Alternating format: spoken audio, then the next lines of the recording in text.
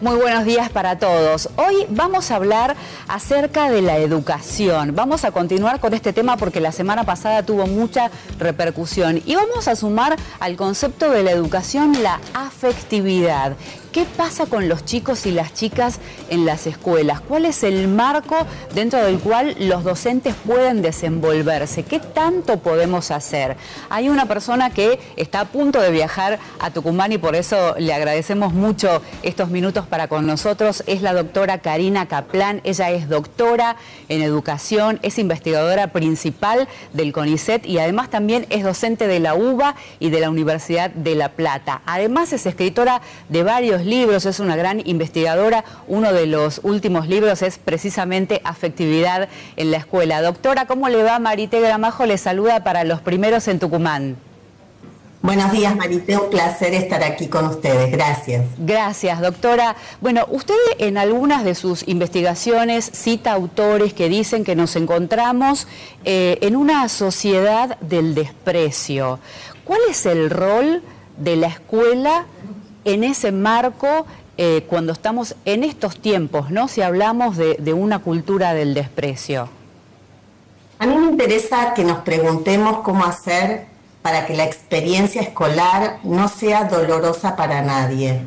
Todos quienes hemos ido a la escuela, o tenemos hijos en las escuelas, o tenemos niños argentinos y argentinas que van a la escuela, sabemos que a veces experiencian sentimientos de rechazo, que sienten malestar y que muchas veces tiene que ver con formas de violencia, tanto violencia física como violencia simbólica. Y en nuestras investigaciones, nuestros estudios donde les preguntamos a los estudiantes cómo se sienten en la escuela, siempre están comentándonos que cuando son violentados, cuando se sienten humillados, cuando no sienten respeto, cuando sienten ciertas formas de racismo o justamente como vos indicabas de desprecio, tienden a generar una autoestima devaluada, no se sienten fortalecidos. Entonces la pregunta nuestra es ¿cómo fortalecer a los niños en las escuelas? ¿Cómo hacer para que no sufran más dolor en relación a veces provienen de hogares en donde existen violencias, existe dolor social? Entonces, ¿cómo hacer para que la escuela sea una experiencia o un momento de felicidad? Nosotros encuestamos a estudiantes de escuela secundaria, a jóvenes, adolescentes, y ellos nos dijeron que la mayor parte del tiempo son felices en la escuela. Significa que tenemos que hacer una escuela que ayude a aprender a sensibilizarse por el otro, a que el otro no me sea indiferente, a que el sufrimiento del otro pueda afectarme y entonces ayudar al otro en lugar de humillarlo, de faltarle el respeto. Es decir, la pregunta que nos vamos a hacer en las jornadas a las que voy mañana, y agradezco especialmente a la profesora Susana Moltaldo, al Ministerio de Educación por poder permitirme conversar con los docentes de la provincia maravillosa de ustedes, la pregunta que nos vamos a hacer es cómo educar en la sensibilidad por el otro en la escuela, cómo hacer para que no sea indiferente el sufrimiento por el otro, porque en la escuela aprendemos a sentir junto a otros. La escuela es un lugar privilegiado para aprender sobre la alteridad, para educar una ciudadanía más sensible, para poder interrumpir ciertas formas de violencia, incluso sentimientos de odio y de rechazo que existen hacia ciertos grupos, hacia ciertas infancias. Entonces la escuela es un lugar privilegiado, insisto, para crear culturas afectivas, para que nadie se sienta en soledad.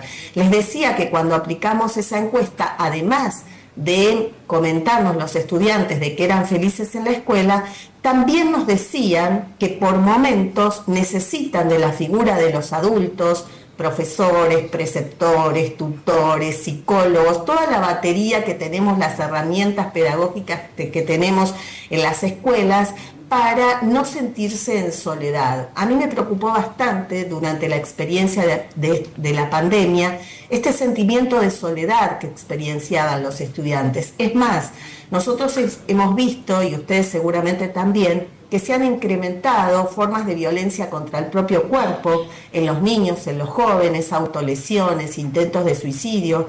Y cuando interrogamos a los niños por estas prácticas autodestructivas de violencia contra sí mismos, que es tal el dolor que sienten que finalmente encuentran como respuesta dolorosa infligirse algún daño, y justamente en la escuela hay que ayudar a reparar las heridas sociales. Todos los estudiantes que entrevistamos nos decían que se autolesionan o que tienen intentos de suicidio o conductas de trastornos alimenticios o de consumo de drogas en exceso. Eso nos decían que tiene que ver con un malestar, que no se sienten bien. Entonces la pregunta es, ¿cómo generar bienestar en la escuela? ¿Cómo hacer para que todos los estudiantes, sin distinción, sea cualquiera su condición de clase, sea cualquiera su condición de género, sea cualquiera su condición de infancia, puedan tramitar una experiencia de felicidad en la escuela? Claro.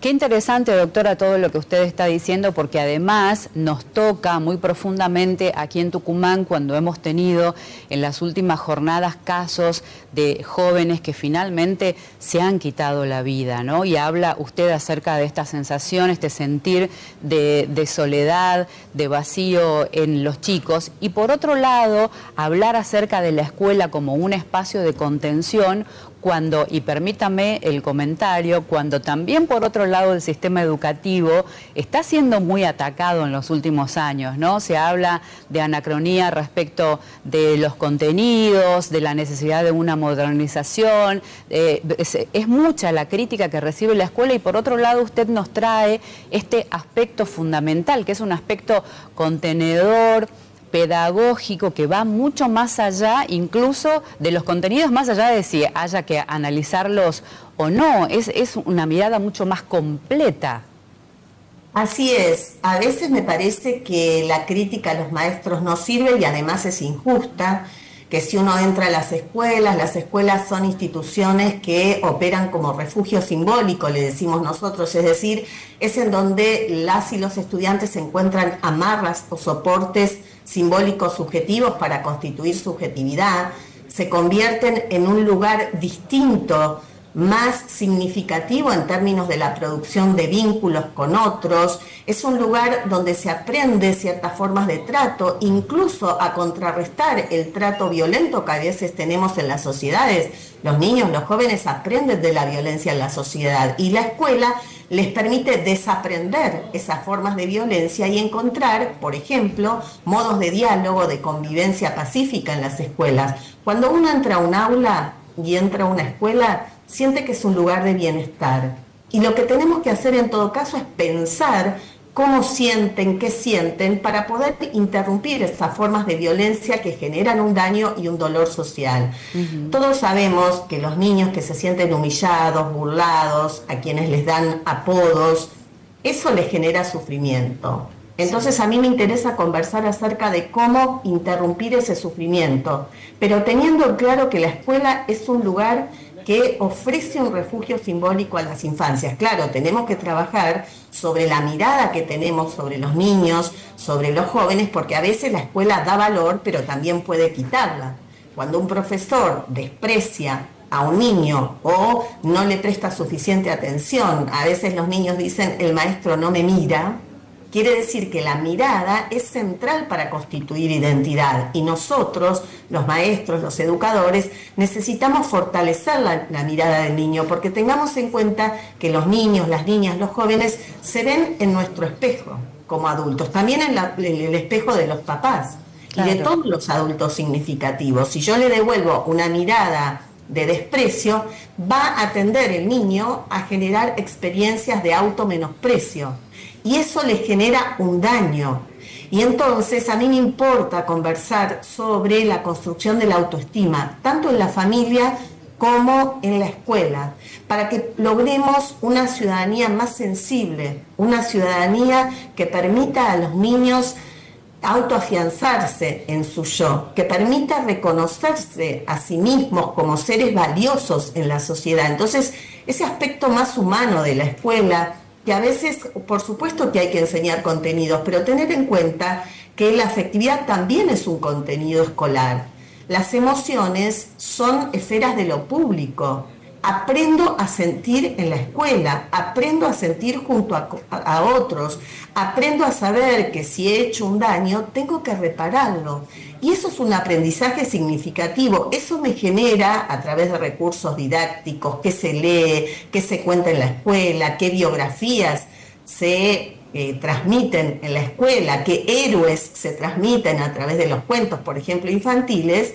Eso me va a ayudar a aprender a ponerme en el lugar del otro. Claro. Muchas veces las escuelas educan incluso a las familias para interrumpir ciertas formas de violencia, ciertas formas de racismo, que lo que hacen es desconocer al otro. Y todos necesitamos que nos miren y todos necesitamos que nos reconozcan. Cuanto más pequeño es el niño, más necesita de esta mirada de reconocimiento. Claro que sí. Qué esperanzador es escucharla, doctora, porque, bueno, vamos a seguir trabajando para tener esta construcción social, no solo dentro de la escuela, sino también en todo el ámbito de la sociedad. Mañana se va a profundizar en este tema porque la doctora va a estar aquí en Tucumán, ya vamos a repasar toda la información. Va a ser un placer recibirla y agradecerle muchísimo por estos minutos. Sé que se está preparando ya para partir, así es que tiene doble valor para nosotros que haya estado aquí en Los Primeros. Le mandamos un abrazo enorme, doctora, y gracias por su aporte para la comunidad.